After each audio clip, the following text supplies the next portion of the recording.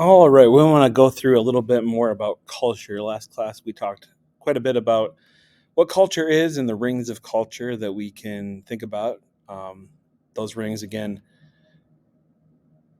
define what we believe, how we behave, and maybe even how others react to us. And so, we're going to go a little bit deeper here into culture today.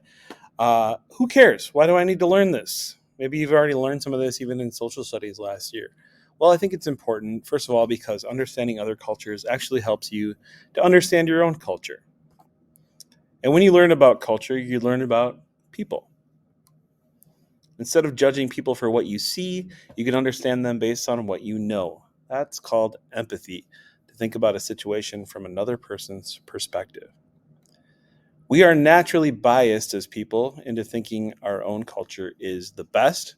This perspective limits our ability to understand the world we live in. So, thinking about culture, I think, gets at some of these ideas. We may have talked a little bit about this last class, the surface versus deep culture. That surface stuff on the top, the deep culture below on this iceberg metaphor here. So to kind of zoom in here, thinking about surface culture, this is the kind of stuff that we can't really hide from other people, or we choose not to hide from other people. The food that we eat, the dances we do, the language we speak, the things we read, and arts and crafts, and all that kind of stuff, the things we wear, is all related to culture. And it's all that surface culture stuff that you probably know about people, even if you don't know them all that well. Deep culture is that kind of stuff that really you might only know about your best friends, your closest family members, the people you're really close with. And there's a lot going on here. I won't read it all to you. You have this in the packet of notes that we gave you last class. But communication styles and rules, the way people use eye contact, for instance, the way they touch or don't touch other people, body language that they use, the way that they hold conversations and the patterns of those conversations in different social situations. Notions about courtesy and manners. What is polite? What's not polite? What's friendship look like and feel like and sound like? What is leadership or cleanliness or modesty or beauty? We all have different notions of this, and we probably don't know that about everybody, but you might know this about the people that you know best. Concepts of self, concepts of time, roles that you have related to some of those rings of culture. The attitudes that you have towards older people, towards younger people, towards animals, or towards death, or even sin. And maybe approaches to religion, marriage, problem solving, making decisions. All these kind of things are deep stuff that you really only get to know when you get to know a person really well, because it's not on the surface. It's the stuff that you really have to dig deep and experience, and kind of takes time to experience some of these things in other people. So, just thinking about this, I want to just give a couple examples here. Surface or deep culture. One scenario here, I traveled to Flagstaff, Arizona for the weekend. I visit the Lowell Observatory and the NAU. I buy hipster clothes and Native American jewelry downtown. Take a bunch of pictures on the top of the Snow Bowl. At the end of the weekend, I wish I could live here forever. Life is always fun and relaxed in this town.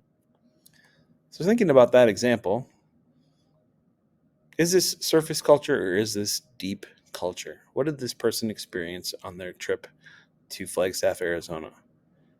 If you said surface, you're right. This example here is maybe more of an example of deep culture. Someone who's maybe lived in Flagstaff, gotten to know what Flagstaff is really like beneath the surface.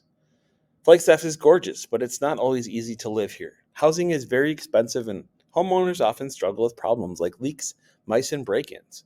One thing I love about this town is that people are more concerned with hobbies like hunting, crafting, and exercising than they are about Botox, plastic surgery, and Scottsdale style, another town in Arizona. Here is maybe some more intimate details about the town, some things that people might not necessarily know if they just visited for the weekend, but knowing really deeply because they've spent time here in this town and they kind of know more of the culture, the deeper kind of stuff. I'll give you another example here. I'm just going to go through real quick. Scenario 5. I recently spent time at a youth camp for kids in Kenya. It was a lot of fun, but I was often frustrated because the Kenyan staff didn't really do a good job following the schedule for camp. For instance, we would have lunch scheduled at 11:30 each day, but most days we wouldn't sit down to eat till at least 1 o'clock. The funny thing was that no one seemed to care about this except me. Gradually, I came to realize that Kenyans have a much more relaxed sense of time, and that the concept of being on time in Kenya is very different from what it is in the US. And so think about, is this surface culture or deep culture that we're talking about here? And maybe compare and contrast with this scenario in a nearby country. For 3 summers in a row, I spent a month in the country of Tanzania with my husband. Every day, I had to go to the market to buy food for our dinner. The market is an open air structure covered with a tin roof. Under the tin roof are lightly packed booths filled with overflowing spices, vegetables, fruits, and dried fish. As I walked down the narrow aisles, people would call out to me, begging me to buy something from them. My senses were overwhelmed by the shouting voices, the stinky fish, and the vibrant colors. And so, is that surface or is that deep? Think about that for yourself. And I might as well also go through these essential questions.